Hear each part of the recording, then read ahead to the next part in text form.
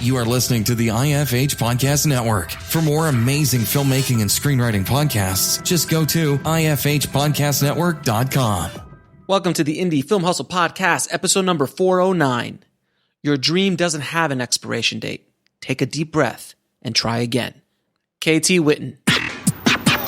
Broadcasting from the back alley in Hollywood, it's the Indie Film Hustle Podcast, where we show you how to survive and thrive as an indie filmmaker in the jungles of the film biz. And here's your host, Alex Ferrari.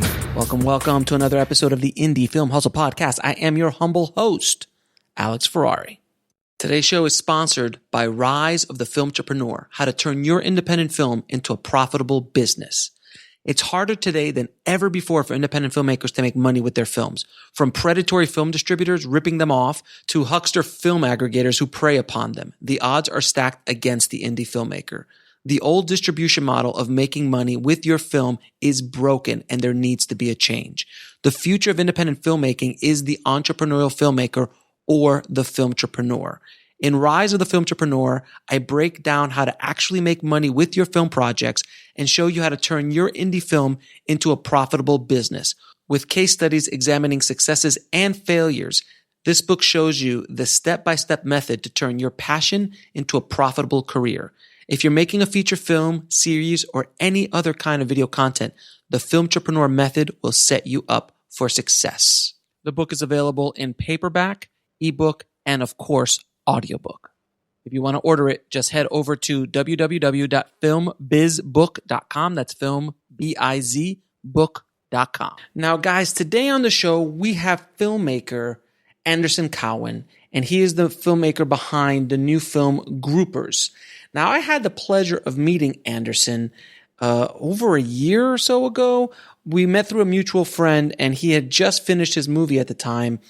And he was looking for some advice on distribution and how to get the movie out there and what I thought. And he had been listening to my podcast, so I agreed because we had a good mutual friend to have lunch with him.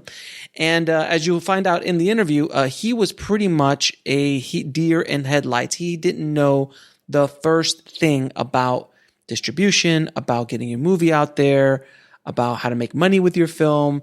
It was interesting. And he has gone through a lot of misadventures getting his film up onto the screen and getting money back from his film. So I wanted to bring him on the show so we can discuss a lot of the mistakes he made along the way, and hopefully you guys can learn from them as well. So without any further ado, please enjoy my conversation with Anderson Cowen. I'd like to welcome to the show Anderson Cowen, man. How are you doing, brother? I am doing fantastic, Alex. Thanks for having me, man. Yeah, thank you for coming on the show, brother.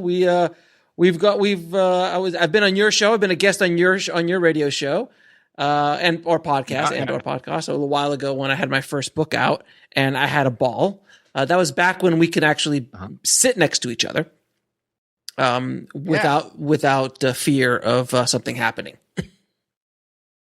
I'm kind of an isolationist, so I don't really mind any of this. This is nice to be able to just, see people two-dimensional. I don't like the 3D movies. I don't like 3D people. This works for me. So, man, we're here to. I wanted you on the show because you made a movie called Groupers, and there's a lot. I mean, when we first met through a mutual friend of ours, you were talking about this movie, and you were talking about what you wanted to do with it, and you wanted some advice, and you were kind of just getting your feet wet. And this is like, what, a year and a half ago now? Yes. It might have been 2 years ago, Alex. And I still think about that lunch that we had. It was my friend, your friend, and I, right? And I didn't realize that I was a deer in the headlights at the time, but I was an absolute deer in the headlights. And I can only imagine what you were looking at when you were sitting across the table from me. Because I had made the movie, I was done, but I didn't know what a film market was. You're like going, well, first thing you want to do is look into AFM. I'm like, okay, AFM. You're like, it's the American film market, and I'm like, what, like a fish market? It's like they sell movies there. You're like, yes, that's how it works, Anderson. And I look back on that, and the stuff that I have learned since that moment is just unbelievable. And I'm embarrassed of that version of myself. I'm embarrassed of many versions of myself, but that one in particular, man.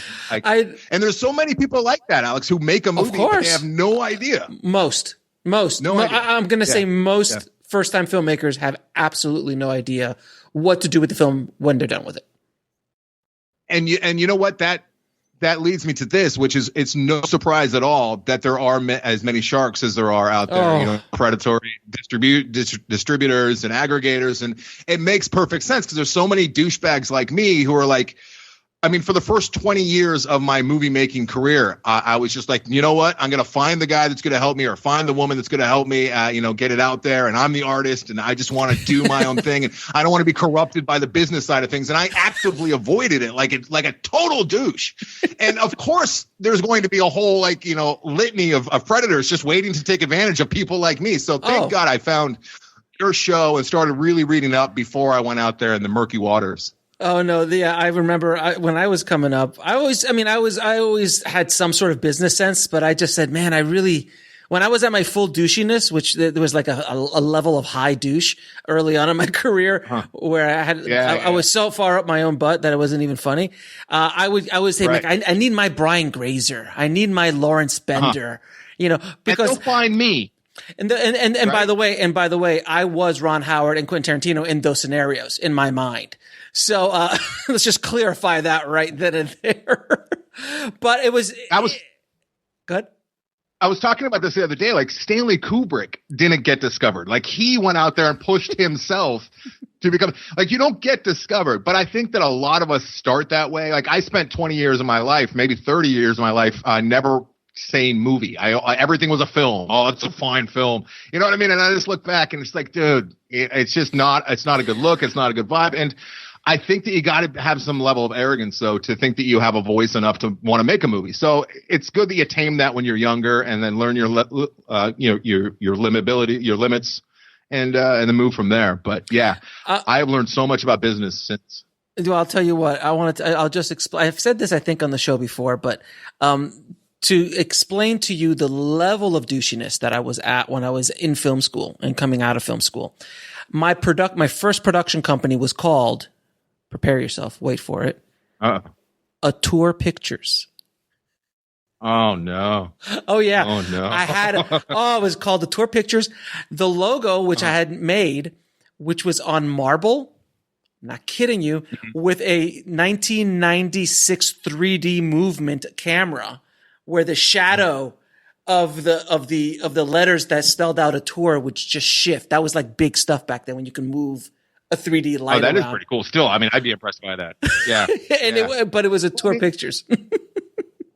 Thank God, though, it didn't happen the way that we had fantasized it to happen in our own minds. Because I hate to think that of what a horrible douche I would have become. You know what I mean? Or would have continued to be if it actually did all come true. You know, and a lot of it.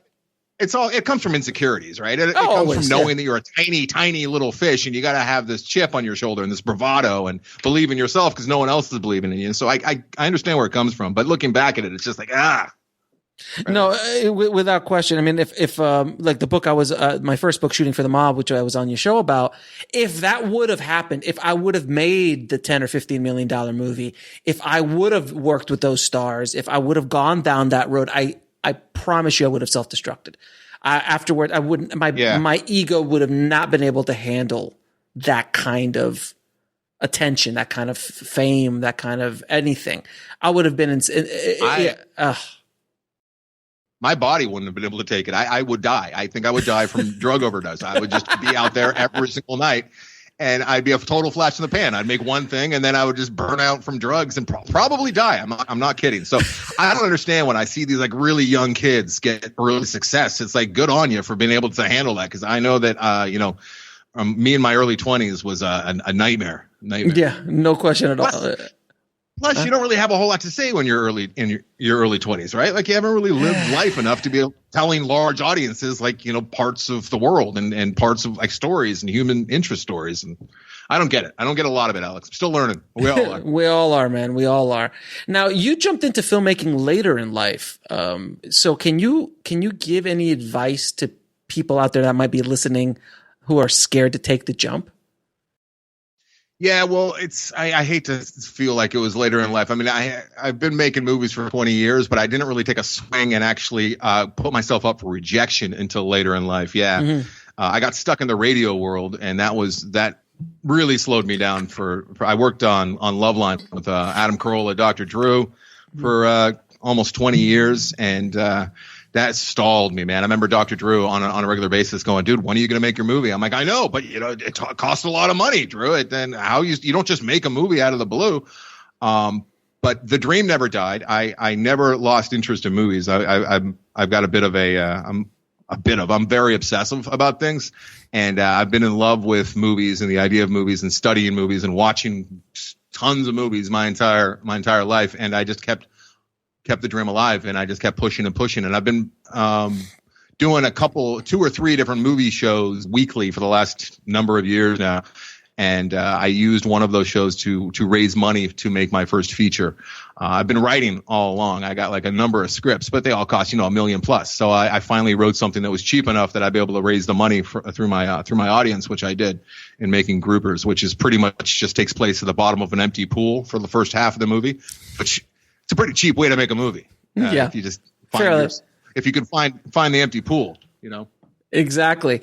Now, what made you make the jump? Like, what was that thing? Because I know a lot of guys out there, a lot of girls out there just sitting there going, I just don't like, for me, it took me till I was 40 to finally wake up after another deal went down for me to just say, screw it, I'm going to go make my first film. And I did. 30 days later, I was shooting my movie. So that's what took for me. What was it, that thing that you're like, I got it. What was my bottom? Your catalyst. It's kind of a catalyst or my bottom. Every single morning I would wake up, and the very first thing that I would hear in my head is, you're a loser. You've never made a movie. When are you going to make your first movie? I had made shorts, but I never made an actual. And I got together. I had a really good idea that I wanted to do, make a short out of. It was about a guy who liked his personal space. It's actually pretty apt for what's going on right now. He was this guy that really liked his personal space, and he hated it when people came into his like little, social distancing bubble. And he would put on a disguise to make him look like a pedophile to keep people away from him. And I said, I want to shoot this. So I got together with my buddy from film school. And as far as film school goes, the best thing that you can get out of film school are contacts that you can, get together with 10, 15, 20 years later. Because when you get out of film school, they're not worth anything as contacts. They can be friends, but they're not going to be able to help you. One of my best friend from film school, he's got a lot of connections, and he had a great relationship over at Panavision. So I said, let's get a package from Panavision and shoot a short. And then I looked into the production insurance, which I knew nothing about, right? And Panavision was like, yeah, we'll give you this $500,000 package of equipment for free for the weekend, but you need to have insurance. I'm like, oh, Jesus. Turns out that the insurance for 2 weeks cost almost as much as for the full year. So we got the insurance for the full year. We paid like $3,500 or whatever it was. And we just shot shorts all year long. And that was really the catalyst to, get my feet wet again after, 5 years after film school and start figuring this out again. And, every single day, it was like a mantra. And I didn't ask for it, Alex. I didn't want to hear the voice in my head calling me a loser every morning, but that's what I heard. And then once I made the movie, or once it was like in the works, the next mantra was, you don't have a kid. You're never going to be a dad. What a loser. So it's like, there's always something. You need to talk to that voice, man. We all got that voice. Some of them are a little bit more aggressive than others, but yeah, I have that voice too. And, right now it's not easy. You can't hit the gym. So now you've got to like self-motivate. No. You got to self-motivate to actually, get out there, work out, not carb up. Not eat every snack that you have gotten. It's tough right now. It's really tough in that sense. But we're in better shape than many people out there. Without question. It's the best time to be in this situation with which is self-quarantining and the stay-at-home orders. Like never in the history of humanity has there been a better time to have to do this with all the delivery services and the streaming services and everything else.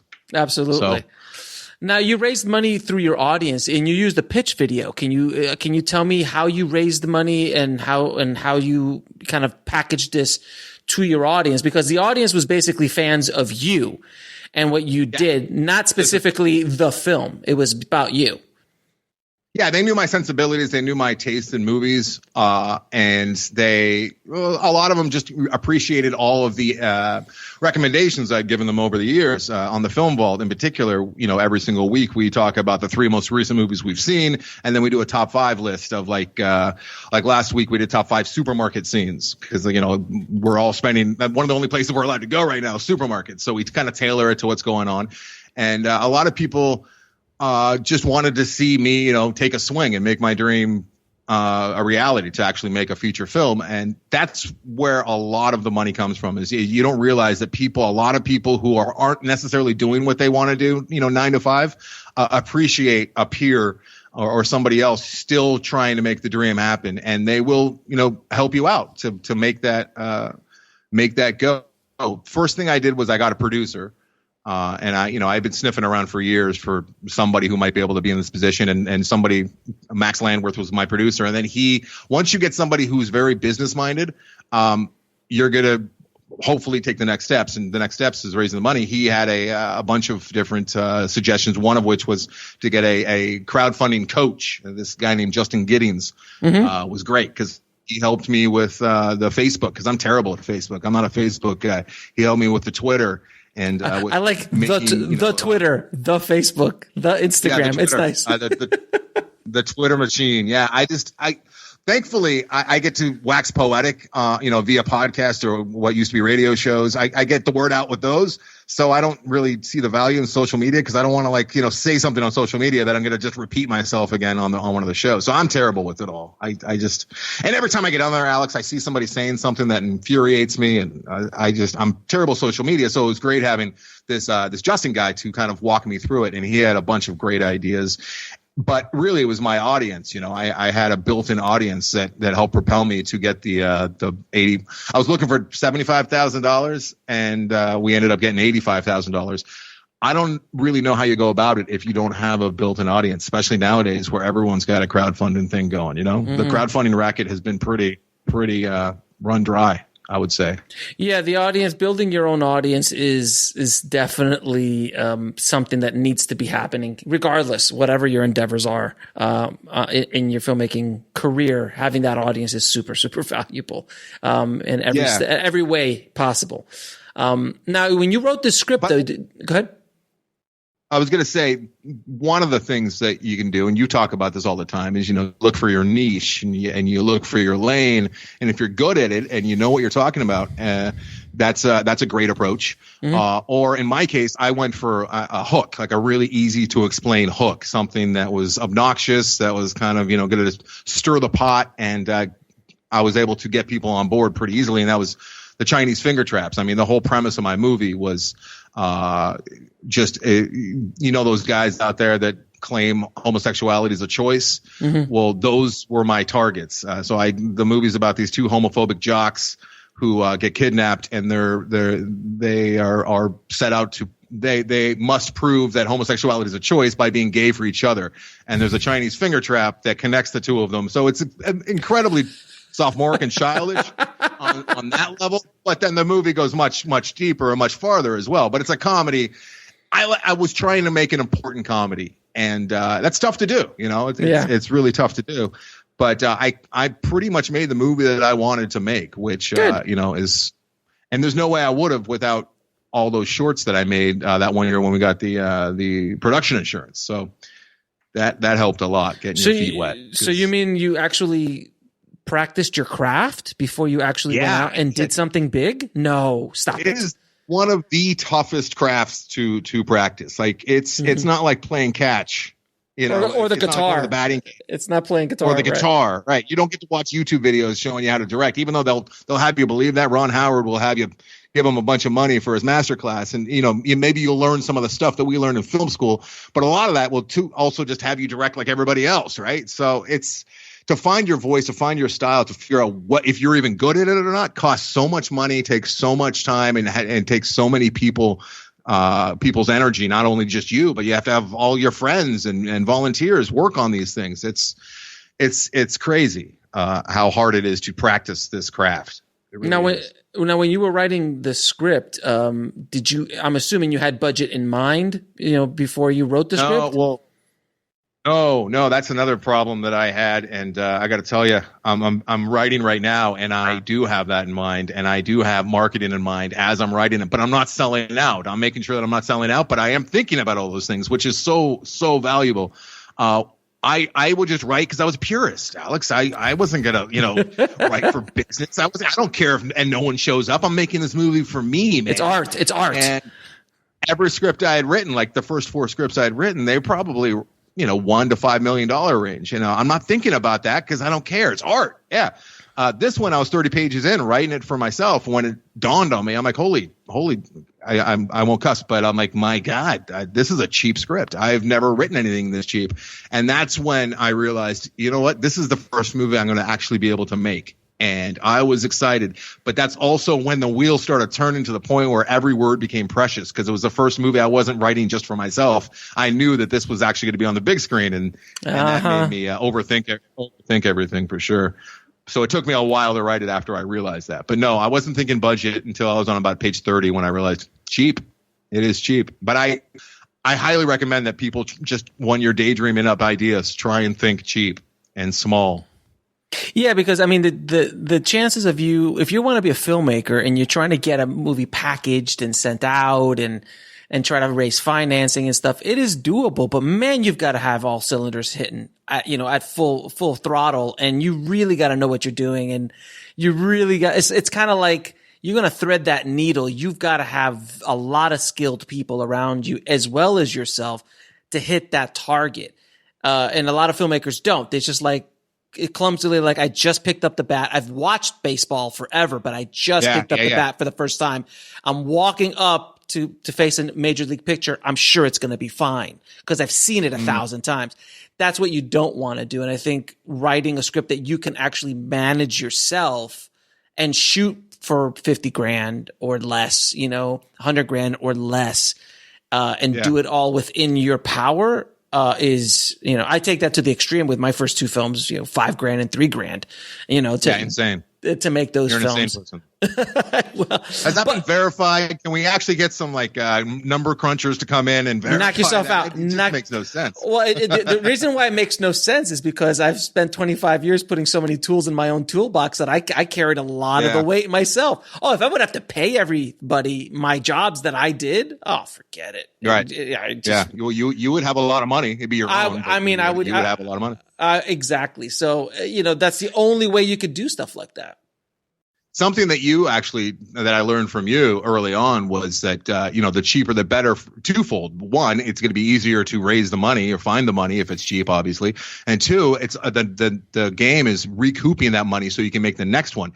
And you got to be able to prove that. And that's what I want to talk to you about next is the insanity that is, we'll just go with Amazon because they're the big player here. My movie groupers became available TVOD in November of 2019. And my distributor and I have no idea how it's performing. We have no idea. Amazon does not have numbers for us until it's done until the end of the second quarter of the first full quarter of business, right? Which is crazy because of course they have the data. Why they don't share it with the filmmakers or the distributors or even the aggregate with anybody is beyond me. I'm a affiliate member with Amazon with one of my shows. You click through a little banner and we get a percentage kicked back to the show. I can see what people are buying pretty much in real time, exactly what they bought, what they paid for it, what our percentage is. They have the technology. Why they don't share this with filmmakers is beyond me. Do you have any ideas on this? Oh yeah, I mean, it makes all the sense in the world. It's the reason why distributors in general, and platforms in general take forever to pay because it's like a bank. They're holding the cash, and they're kind of just paying it for that. And that's fine. All. I mean, they can save the money. Yeah, but give it to me eventually. Like even with my affiliate program, it takes them 90 days to pay. That's okay. I'm not gonna. But let me see what ads are working. Let me see what media, social media posts are working, so that I can, double down on those. There's a serious problem with all of this. Distribution in general. It's something that I have been racking my brain around, about since last year. If not earlier, but really kind of done a deep dive, ever since the Distributor debacle and what happened with them. And I was just like, there has to be a better way. So I'm thinking and working on things myself, trying to figure out a better way of doing this. But it's lunacy. It's lunacy because the cost of the product is so expensive. You know, it's not like a pen. It's not like a pen that cost me a few cents to make, and it's going to take me, 240 days to get my first payment for it. You know, it's not even on a 60, 90, it's on a 180 day. It's actually longer than that.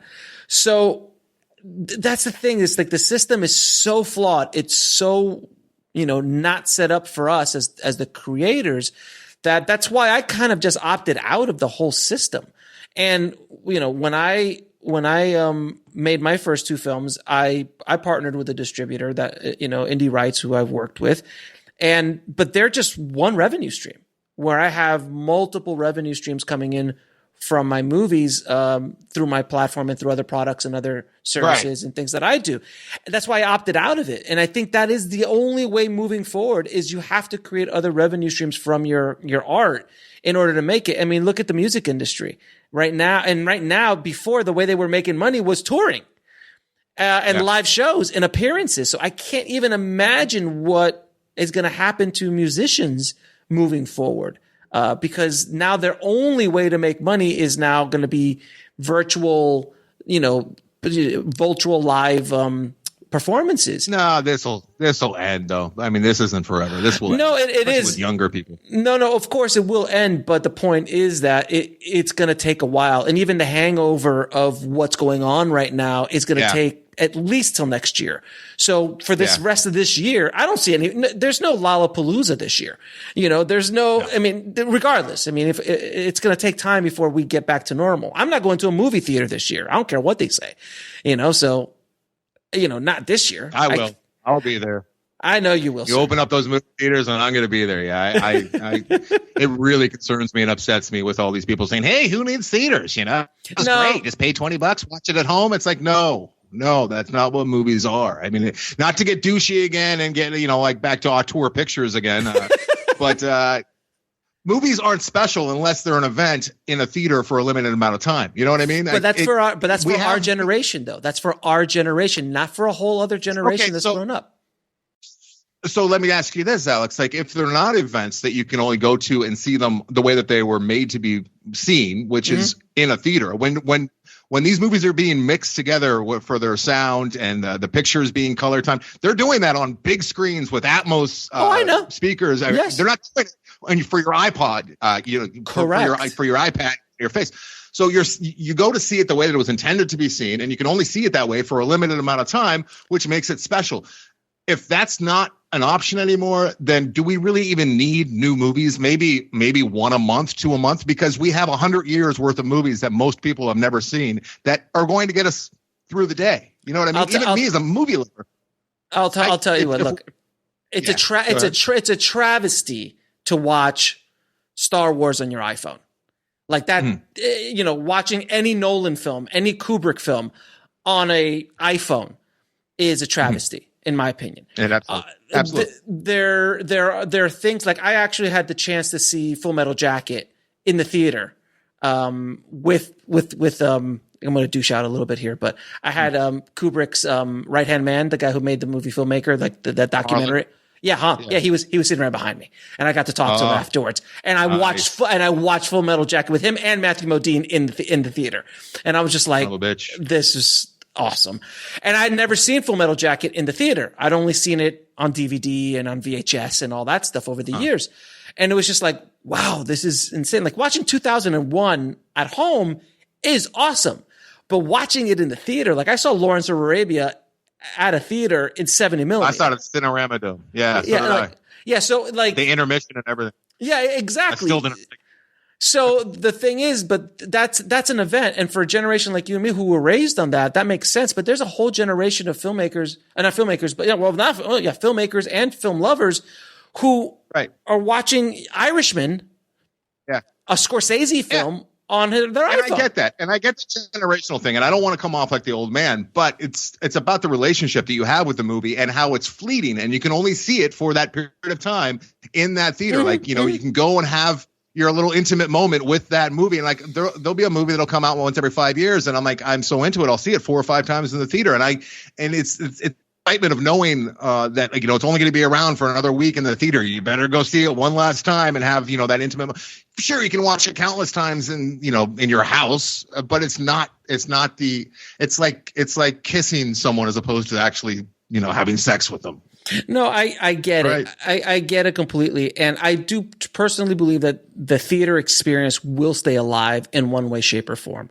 I don't, in the next 20 years, man, I don't see the theatrical experience maintaining what we knew it as. No. But it will always be there. The IMAX, you can't compete with IMAX. You can't compete with the theatrical experience. House. Yeah, I need Alamo Drafthouse to get a IMAX, because I do think that they're going to be one of those sole survivors when all this is said and done, because they cater to films. They cater to people that, like, you and I.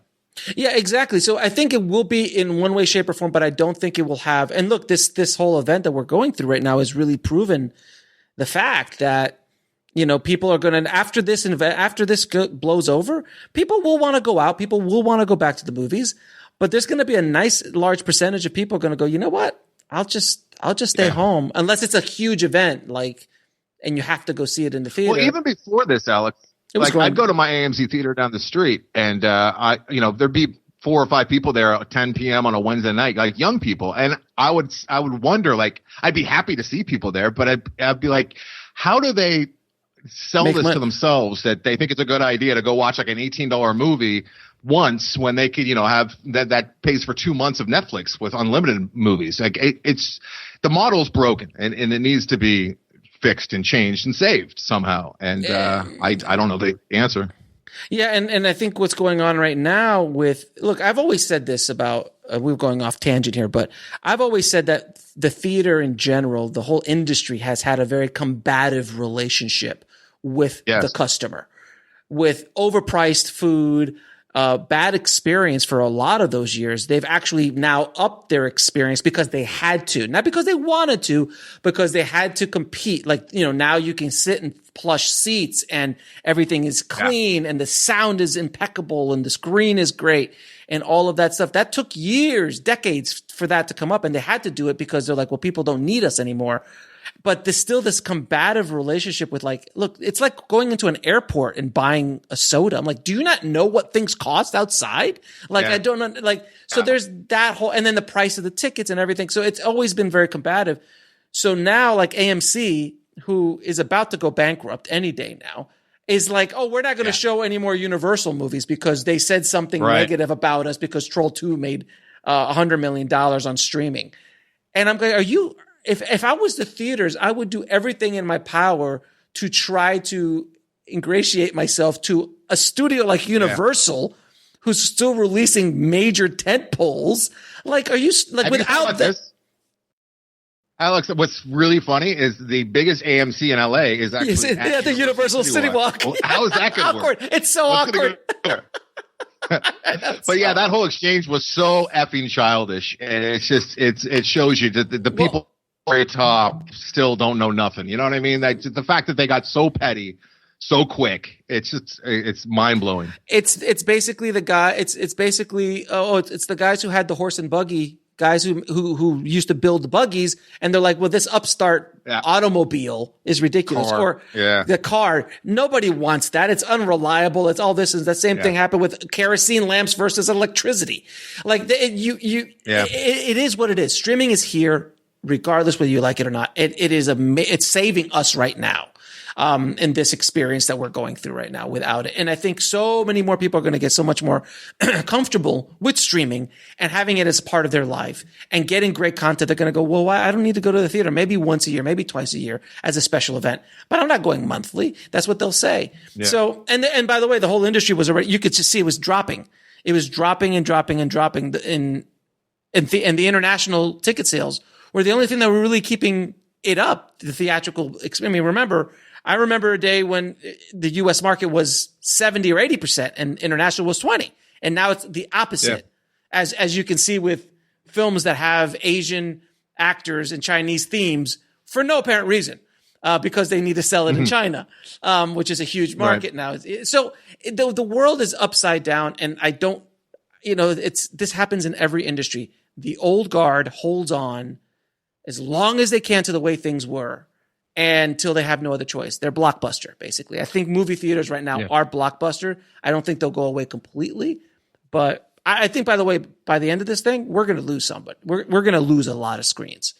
There's some movie theaters for sure that have closed and will never open up again. I don't doubt that at all. And even before all this, Alex, my big theater down the street from me is AMC 16, and I love paying $23 a month to be able to see 3 new releases each week for $23 a month. It was very affordable for me, for somebody like me who watches movies all the time. But it's attached to a mall that has just been abandoned. It's kind of this crazy dead mall where like every single store is gone. It's actually where they shot Valley Girl that came out just recently. Anyways, they're making a new theater. AMC's moving across the street to a mall that's living, but they're going from 16 screens to 12 screens. So I mean, that's before all this. That's before the pandemic. So we are trending to less screens in this country, at least. Which it's inevitable. I get it. Yeah, no, without question. Look, look. Remember the film and digital conversation? I mean, that whole thing. That took forever to finally figure out, to the point where now everyone was like, well, Red showed up and changed the game. And then Arri took them forever to finally catch up. And now they're like, well, we're not going to go after the main market. We're going to go after the professionals. And that's all we're going to do. Well, let Red, have the dentists buy their cameras and shoot their movies. Yeah. But that's what they're aiming at. So, but look, I remember when that came up and when people were still arguing film versus digital and all this stuff, and we could still have that argument about it now, but it doesn't matter. It doesn't matter. At the end of the day, people are going to shoot digitally. If they want to shoot film, go for it. I've shot film. I love film, but I got it tattooed on my arm. I mean, I have 35 millimeter tattooed on my arm. I love the idea. Oh, I remember celluloid, the smell of the roll, like when you opened it. It was, I remember changing the, in the bag and going to the lab and dropping it off. But very much like video stores, I have a nostalgic relationship with video stores. I wouldn't go back. Like if there was a video store down the street, I'm not going to go rent my movies there because it doesn't make sense. I have a nostalgic feeling for what I felt when I was at that point, and I worked at a video store, and I love that whole, but that was that time. And same thing goes for this. I get that for sure. I worked at a video store, and I love that time, and it's a bygone era, and I get that. But what I'm hearing, and at least it's in the headlines and it's in the media right now, is who needs movie theaters? You're not going to see packed. You're never going to see a sold out movie theater again. Movie theaters are a thing of the past, and I just totally disagree with that. I think that there is a portion of us that still appreciate the movie theater and always will. And it's not an old thing. It's a right thing, because if there is no movie theater experience, like I was so happy that Groupers got a theatrical release. I mean, that was a dream come. Getting a distribution deal was great, but getting that theatrical release, that made it, in my mind, like I actually made a real movie that had a theatrical release. You get that. But if you don't have that option, then it's just TV. I mean, and Tarantino said it a few years ago. That's why he's been threatening to retire for all these years, is because he's like, we're not making movies anymore. We're just making, long TV shows, which essentially, I mean, there's something to be said about that. So no, I agree with him. I agree with you. I don't think, look, if you don't believe that movie theaters are going to be packed again, wait till the next Avengers shows up. Yeah. Wait till the next. They piss off AMC, right? Yeah. Even look, AMC could be pissed off as much as they want. They need the movies. They need Avengers. They need Disney. They need Disney product. They need Warner Brother product. They need, the next Harry Potter or whatever. They're going to, people will show up. Will it be as big of a pie as it used to be? No, I think there'll be different. Is the window going to be different? Yes. Will there be a 30-day window as opposed to this 90-day window that movie theaters have been trying to go for forever? I think that window's going to change, and they're going to have to renegotiate. If not, they're just going to die. They're just not going to make it, because theaters need Hollywood. Hollywood doesn't need theaters at this point.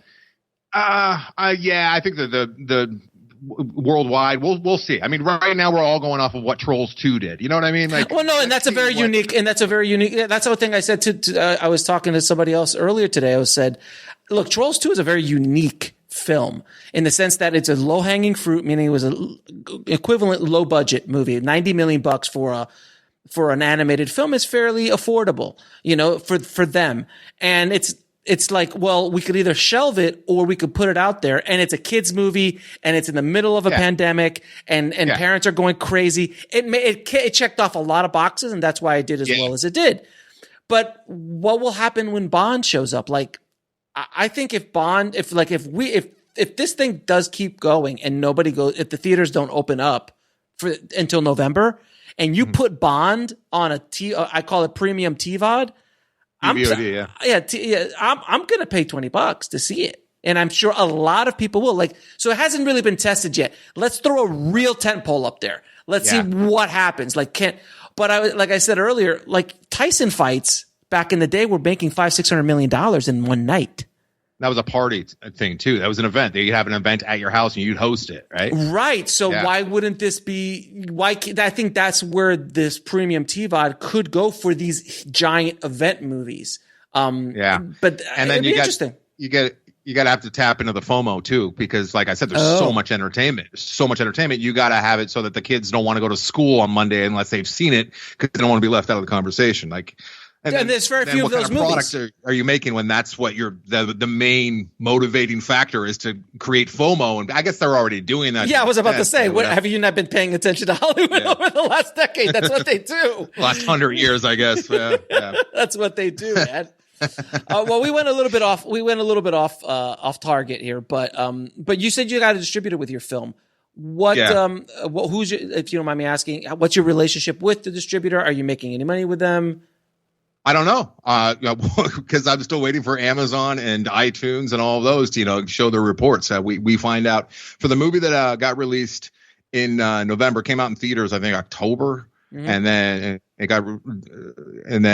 went to TVOD, and then it's on AVOD as well. I'll let you know where it is, all the different places. But that was November. We don't find out what it did, how it's done business, until July, from what I understand. Like, sometime in July, we'll figure that out. But I landed with Terror Films, who was the only. I got 5 offers from 5 different distributors, and I can tell you the first offer I got, I would have jumped at had I not known what I was doing a little bit, had I not listened to people like you. And what was that deal? What was that deal, by the way? It was 30-70 split to me, and it was a very large distributor who has a whole bunch of movies, and I didn't get very far down the path. Went back and forth with them a little bit, and then another distributor that I was very familiar with came in, and they wanted it. So I'm thinking, great, 2 big names that I could say, hey, my movie's with so and so, and then the third guy, no, actually he was the 4th guy that came in. Was Terror Films. I also had a deal with I don't want to say any of the names. Sure, you don't have to say the names. But so let me ask you a question. With these other deals that you turned down, was there minimum? There was no minimum guarantee, so you weren't getting paid any money up front. No MGs, not with this kind of. No, but was there? What was was there a marketing cap, and also what was the terms length of the agreements? Just curious. I'd have to pull it up, Alex, and also I can tell you that I had Glenn. With Circus Road Films. Glenn. Friend of the show, Glenn Reynolds. Great guy. And what's funny is I got him out of AFM, kind of. I met him outside of AFM. We set up a meeting and met down the street at AFM because he didn't even go to AFM that year. And I was all willing to do the deal with him, and he was going to, he was going to be my rep. And I'm listening to you talk to Linda with Indie Rights. Yeah. And you're doing an interview with her, right? And you guys are talking about reps and producers reps and how and sellers reps and how they just rip people off left and right. And if anyone asks for money up front, run. They're bad people. They're just there to take your money. And I'm like, you know what? I'm not signing with this Glenn guy. I'll never forget. I was showing my movie in Orange County later that night, and I was getting ready to show my movie because I 4-walled it first before I got the distribution deal. And I'm in my hotel at the Hyatt out in Orange County, just listening to you guys talk. And I'm like, I'm breaking off this deal with Glenn. And then she says, or you say, unless it's somebody like Glenn. And I'm like, oh, I'm back in. Well, there's very few. Was great. Glenn's great, and there's very few producers reps who actually do what they say they're going to do, who are fair, who care. I can count them on one hand. So they're very, very few. Fantastic. And as a first timer, I can say if you're lucky enough to have somebody like Glenn who likes your film and they want to get it out there for you, they want to work with you. He was great because I never felt like any offer he brought me was going to be taken full advantage or I was going to get screwed. And he'd go through with a long form and he'd cross things and highlight things that were an issue. Ultimately, though, what kind of made sense was that when Terror Films came, Joe Dane with Terror Films, I know you've had him on since I signed with. I took his call just to be courteous, as I'm like, who am I? I had no interest. I saw his 50-50 split. I never heard of them. They're a horror film distributor. I'm like, not a right fit, but I'll take his 15-minute phone call because that'd be rude. And who the hell am I? I'm a first-time filmmaker. I should be lucky that anybody wants to even look at my film, right? Talk to Joe. 2 hours goes by. I'm talking to Joe, and I just love everything he's saying. And because of the things that I heard from you and other horror stories that I had read about, first-time filmmakers never seen a dime and never having any idea what their film is doing. Joe's business model is built in that you are going to see at least something because you get 50%. There are no caps. All the marketing's on him. Any business the movie does, I see 50% of it automatically. There's no recoupables for him. It's just straight up. So if the movie does your partners, basically. Exactly. So if it does 2 rentals at $5 a pop, Amazon's going to take their 50, and then I'm going to split the $5 with Joe, and I'm going to get a list $2.50 because I know people rented the movie. So that's nice to know. You know what I mean? Yeah, and Joe's. I've had Joe on the show, and if you're a member of the Protect Yourself from Predatory Film Distributors and Aggregator Facebook group, Joe is a very vocal voice in that group. Yes. And has been since the beginning with Distributor and that whole debacle, which is how we met originally. But yeah, man, look, it's not perfect. His model is not perfect for everybody, but it is for some people. And like I said, there's a handful of people that I can count on one hand as far as distributors and producers, reps, sales agents, and things like that I would trust and go, you know what? These are the guys. There's very, very few. So just understand the majority of who you deal with is going to be. It's going to be predatory. I was listening. I just had a conversation, had a consult with a filmmaker. I was coaching him through a distribution deal, and they had a $1 million plus minimum guarantee offer on the table. Wait a minute. And the movie was made for about $700,000-800,000. Okay. It was it was 2 deals, $2 million plus deals on the table. Both very well-known companies. If I said their names, you know who they were. And it was an MG, $1 million MG. That's how good his film was. He turned them both down. And do you know why he turned them both down? Because by the time, it was so much Mickey Mouse BS on when he got paid and how the payment, it was just so, and the deliverables list that he had to set up. He's like, at the end of the day, I was like, I'm never going to see this. Even though they say I'm going to get an MG, it's going to take 6 months to a year before I even get the way they do business. Right. And it was just like, but that's standard practice. That is what business as usual is in the entertainment industry. So I think the distribution space in general has had such a long run of, hey, it's us or nothing kind of attitude that they just we're just going to abuse you. And if you don't like it, there's another 5,000 movies sitting right behind you that are willing to do it. So we don't really care if you take it or not. And that's the world we live in. So that's why I've been, that's been preaching the filmtrepreneur method and figuring out other ways for filmmakers to make money and to sustain themselves as a career before they can get, unless they want to eventually get hired on to work for hire at a big studio or work on TV or do something else like that. But it's brutal out there. It is so brutal. So anytime I talk to a filmmaker and they have a deal, I'm like, give me the details. I want details. is, off the record, tell me how much you make, who you make. Cause I like to hear all this. That's why I used to love going to AFM. I'm not going this year probably. But I loved going to AFM because I would get stopped every 5 feet by somebody or a filmmaker who was like, hey, here's my deal. And they would tell me their deals. Yeah. So I would really get a feeling for what some of the deals I heard, 25-year deals. 25-year deals. Yeah, that's another. You know what? One of them was a 25-year deal. One of the offers that I got was 25. With Joe, it's a 5-year deal, which was by far the lowest. It's one of the lowest. I got 15, 20, and 25-year deals offered to me, except for indie rights, which was a whole different ballgame. But that's almost like self-distribution. Very close, yeah. And I'm with indie. I'm with indie rights and Linda and Michael, and they're great. They're great. And they I got my first check. Oh, cool! Already. Wait, you're after me though. No, but I got my first check from This Is Meg. Oh, okay. So that's a while ago. Yeah. Yeah. So they just picked that up, and that got released first before On the Corner of Ego did. And it's not a lot, but I got something. You got something, yeah. Because I heard you talking with the original guy, the Distributor guy, years ago, and he was talking about why he created Distributor is because he had produced 10 movies and he never saw a dime for any of them. And that was his bottom, I guess. Like that was his catalyst to actually go out and create a new model, a way for filmmakers to not have to deal with that. And it's kind of ironic now that here we sit with the first time I was supposed to do your show, that was the day that Distributor blew up. And then the second time we rescheduled, that was the day that Tom Hanks got coronavirus. So I'm glad that here we are finally recording. No pandemics and no major scandals in Hollywood. No, it's like when we called last time. I'm like, dude, we can record this, but man, my mind's not in it. The world is coming to an end right now. We don't know what's going on. Probably not the best time to do this interview. And it was literally the day that they canceled NBA or suspended NBA. Yeah, exactly. It was the day that it became real, right? Right.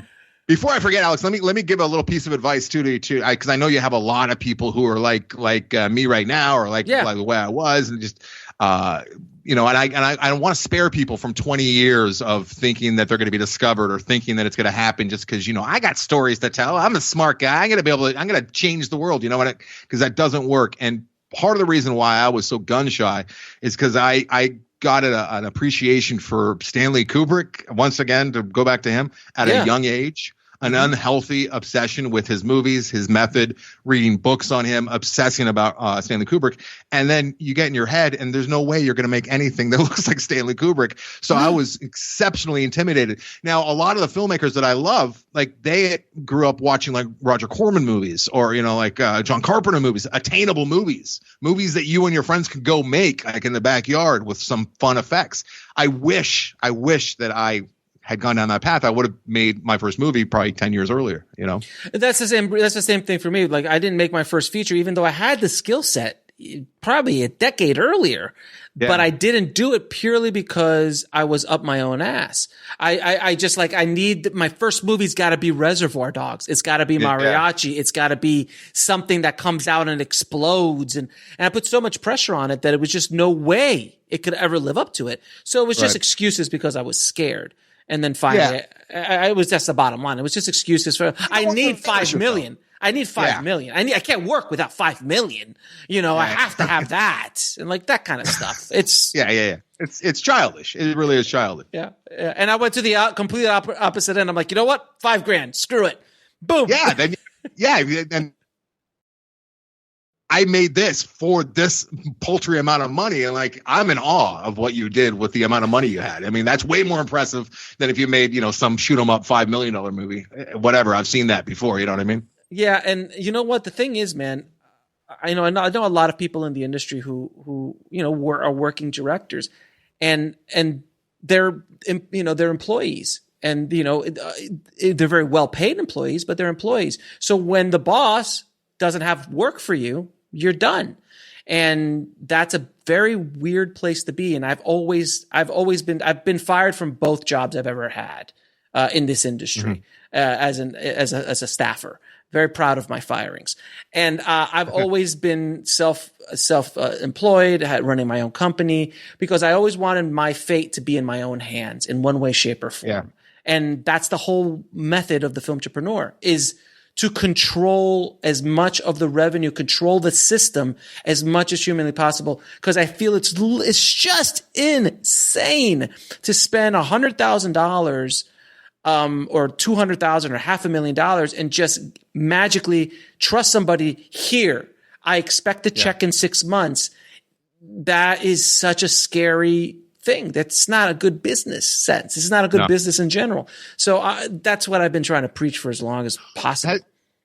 And nobody's ever said that like independent film is a smart decision, or it's a business that kind of came out of necessity because the studios, they were in control of everything, and there was a bunch of people like you and I and other filmmakers going, "Hey, I got something to say. I'd like to make one of those pictures."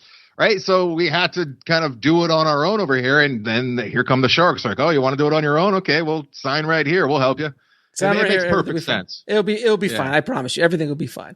Now, you also went down the festival circuit with this film a little bit. Is there anything you've done differently? Anything that I would have done differently? Yes, I would have cut my movie so that it was less than 90 minutes. I think that's another very important thing if you're a first-time filmmaker and you're trying to get on the festival circuit. They love the shorter movies. They love movies that are like 75, 88 minutes. My movie is a little fat for an independent movie. It's 109 minutes, hour and 49 minutes. Mm-hmm. And I think that was probably a problem. We ended up premiering at CineQuest, which was really, really good.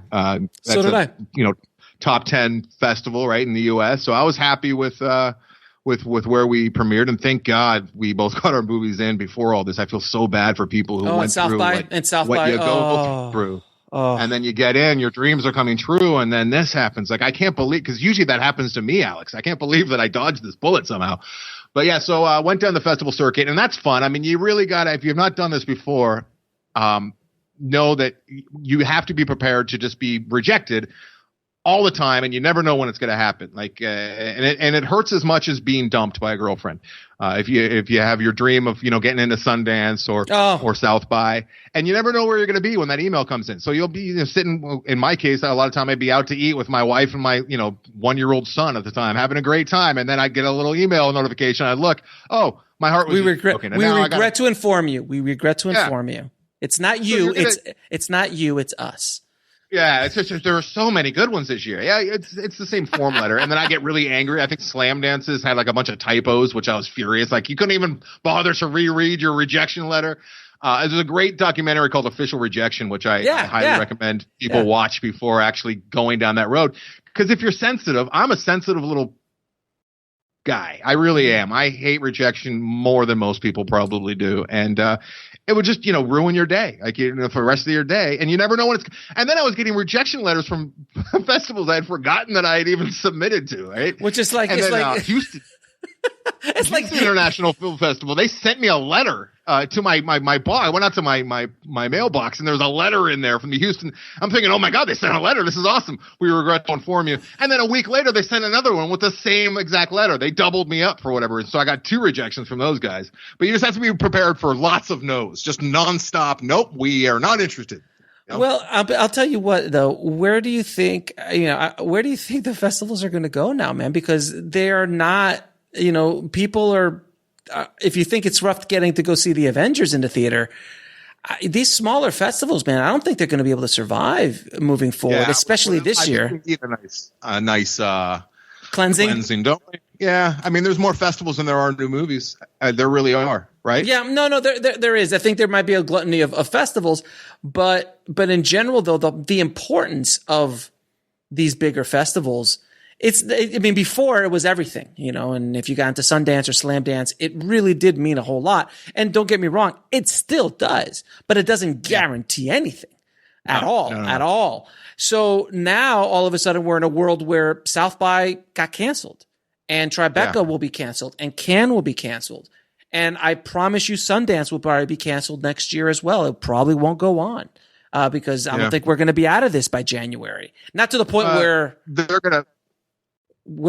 come up with some way that digitally there has to be something. It's all going to be digital screenings and that kind of thing, and it's still going to have the austere. But that's only to those top 10 fests. Like, how about the rest of the thousands that don't have that kind of cachet and don't have that kind of email list or following? People will log into Sundance? Will they log into, a smaller festival, regional, like I always say the Moose Jaw International Film Festival, which doesn't exist. So will they sign up for the Moose Jaw Film Festival somewhere in Ottawa? It's not. I'm not sure if they will. Are you sure it doesn't exist? I hope not. Does. I hope it doesn't. Does. If it does, I apologize.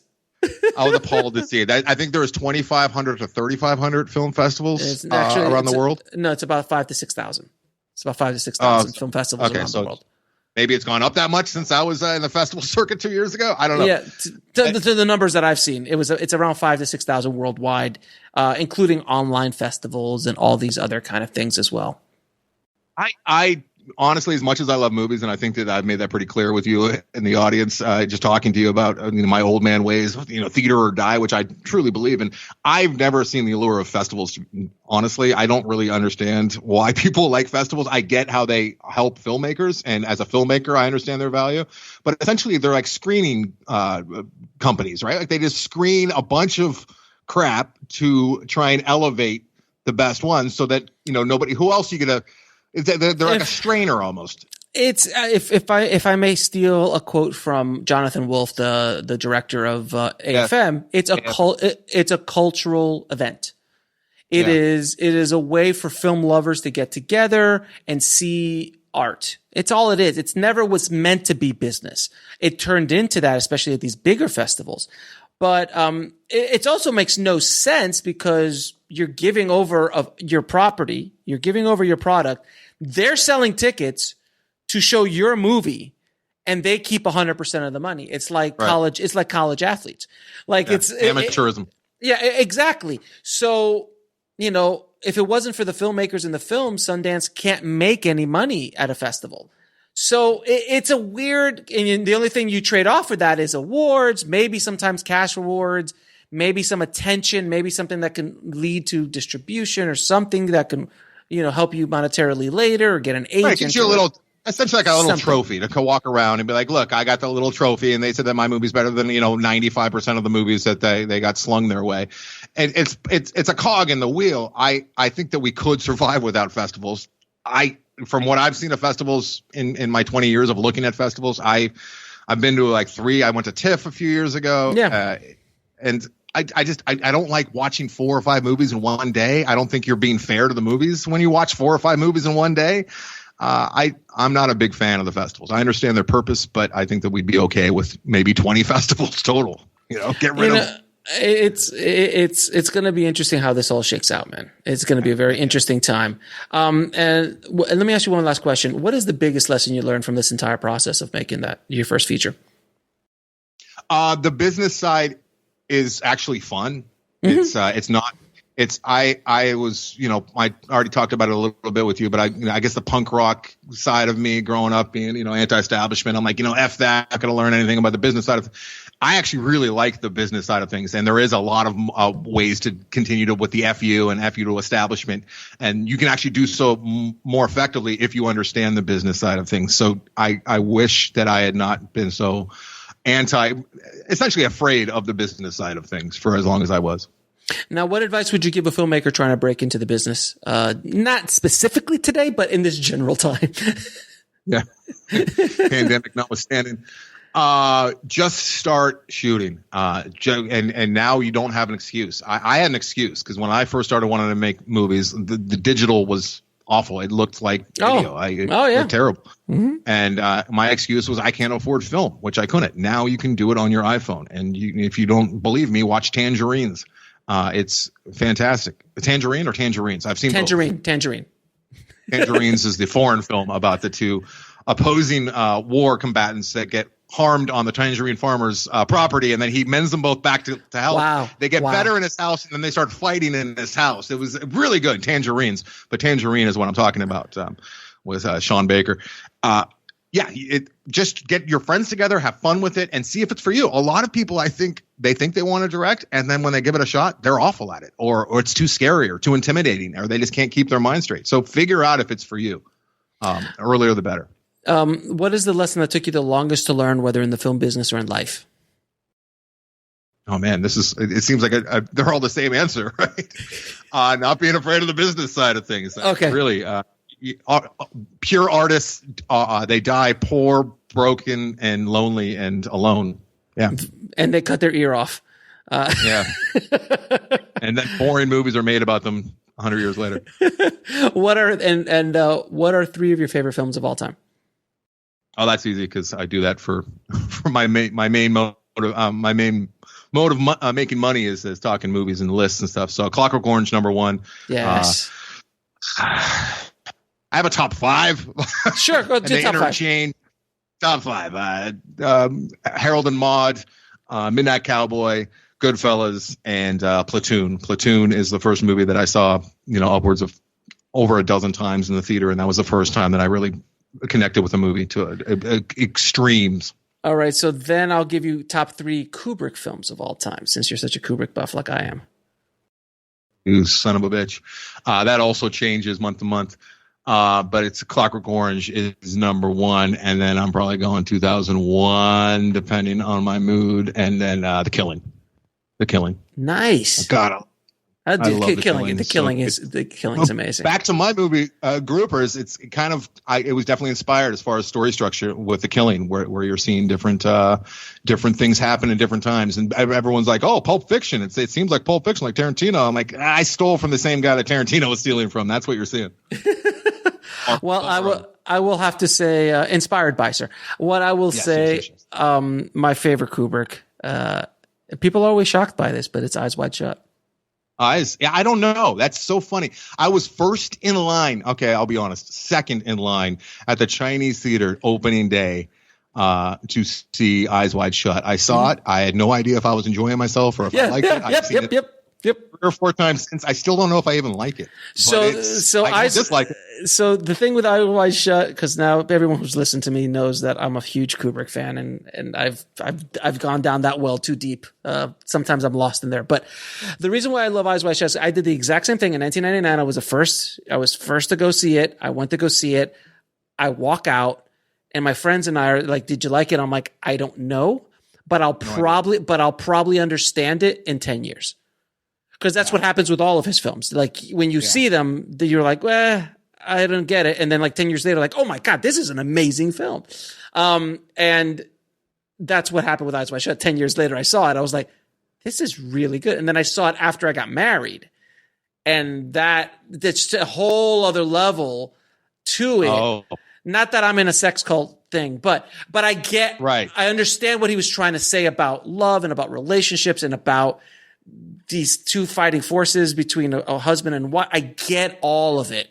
And even then I'm still probably missing a whole bunch of it. There's something there's still something extremely dreamlike. Every time I watch the movie, I feel like I'm in a dream, and he does that purposefully. He shot it purposefully to make you feel like it's a dream. There's like, if you analyze the street, like where Tom Cruise is walking, it doesn't make sense. Like it's New York, but it really isn't New York because it was shot in London. So like, know that it's not New York, and it's not really supposed to. There's no street ever in New York that looked like that.